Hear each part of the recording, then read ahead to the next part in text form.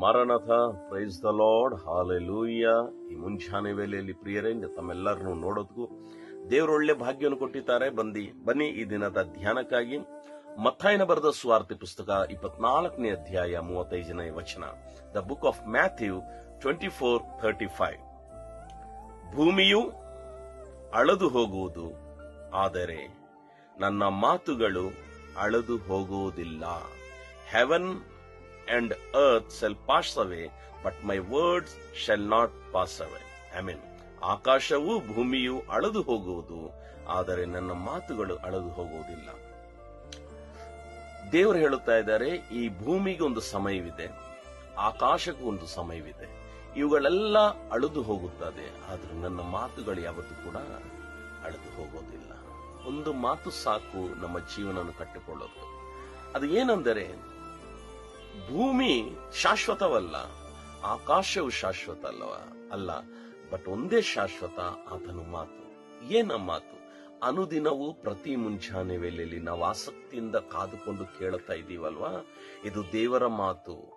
ಇದು ಮನುಷ್ಯರ ಮಾತಲ್ಲ. ಧರ್ಮಶಾಸ್ತ್ರದಿಂದ, ಸತ್ಯ ವಾಕ್ಯದಿಂದ, ಸತ್ಯ ವೇದದಿಂದ ದೇವರು ನಮಗಾಗಿ, ನನ್ನ ಕುಟುಂಬಕ್ಕಾಗಿ, ನನ್ನ ವೈಯಕ್ತಿಕ, ಭೌತಿಕ, ಆತ್ಮಿಕ ಜೀವನಕ್ಕಾಗಿ ಕೆಲವು ವಾಕ್ಯಗಳು ತಲುಪಿಸುತ್ತಾ ಇದ್ದಾರಲ್ವಾ. ಈ ವಾಕ್ಯ ಯಾವತ್ತೂ ಕೂಡ ಅಳದು ಹೋಗುವುದಲ್ಲ, ಇದು ಯಾವಾಗಲೂ ನನ್ನ ಸಂಗಡವಿರುತ್ತದೆ.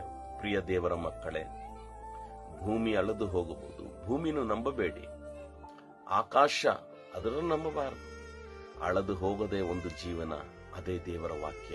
ಅಳದು ಹೋಗದ ಒಂದು ವಿಷಯ, ಅದೇ ದೇವರ ಸತ್ಯ ಸುವಾರ್ತೆ. ದೇವರು ಹೇಳುತ್ತಾ ಇದ್ದಾರೆ, ಎಲ್ಲದಕ್ಕೂ ಒಂದು ಅಳದು ಹೋಗೋದು ಸಮಯವಿದೆ. ನನ್ನ ವಾಕ್ಯ ಯಾವತ್ತೂ ಕೂಡ ಅಳದು ಹೋಗೋದಿಲ್ಲ.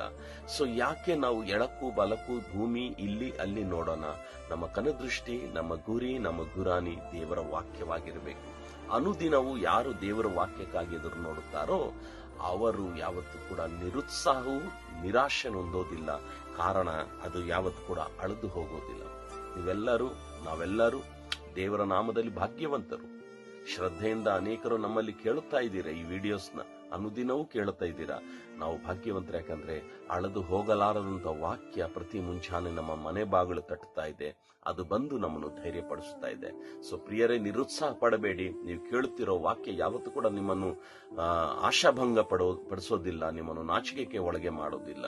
ಅದು ನಿಮಗೆ ಒಂದು ದಿನ ಒಳ್ಳೆ ಪ್ರೋತ್ಸಾಹವನ್ನು ಕೊಟ್ಟು ನಿಮ್ಮನ್ನು ಬಲಪಡಿಸುತ್ತದೆ. ಯಾಕಂದ್ರೆ ಅದು ಅಳದು ಹೋಗೋದು ವಾಕ್ಯವಲ್ಲ, ಅದು ಜೀವ ವಾಕ್ಯವಾಗಿದೆ. ಆ ಜೀವ ವಾಕ್ಯ ಪ್ರತಿದಿನ ನಾವು ಹೊಂದೋಣ. ಪ್ರಾರ್ಥನೆ ಮಾಡಿಕೊಳ್ಳೋಣ. ಪ್ರೀತಿ ಸ್ವರೂಪನಾಗಿರುವ ನನ್ನ ಪ್ರೀತಿಯ ತಂದೆ, ಹೌದು ರಾಜ, ನಿನ್ನ ವಾಕ್ಯ ಯಾವತ್ತೂ ಕೂಡ ಅಳದು ಹೋಗೋದಿಲ್ಲ ಅಯ್ಯ. ಆ ವಾಕ್ಯಕ್ಕಾಗಿ ತವಕದಿಂದ ಎದುರು ನೋಡುತ್ತಿರೋ ಪ್ರತಿಯೊಬ್ಬ ದೇವರ ಮಕ್ಕಳ ಜೀವನದಲ್ಲಿ ತಾವೇ ಅದ್ಭುತವನ್ನು ಮಾಡಿ, ತಾವೇ ಸ್ವಾಮಿ ಒಂದು ಒಳ್ಳೆ ಬಿಡುಗಡೆ ಕೊಟ್ಟು ವಾಕ್ಯ ಅವ್ರ ಜೀವನದಲ್ಲಿ ದೊಡ್ಡ ಮಹತ್ಕಾರ್ಯಗಳು ಮಾಡಬೇಕೆಂಬುದಾಗಿ ಯೇಸುವಿನ ನಾಮದಲ್ಲಿ ಪ್ರಾರ್ಥನೆ ಬೇಡಿ ಹೊಂದಿದ್ದೇವೆ. ಆಮೆನ್.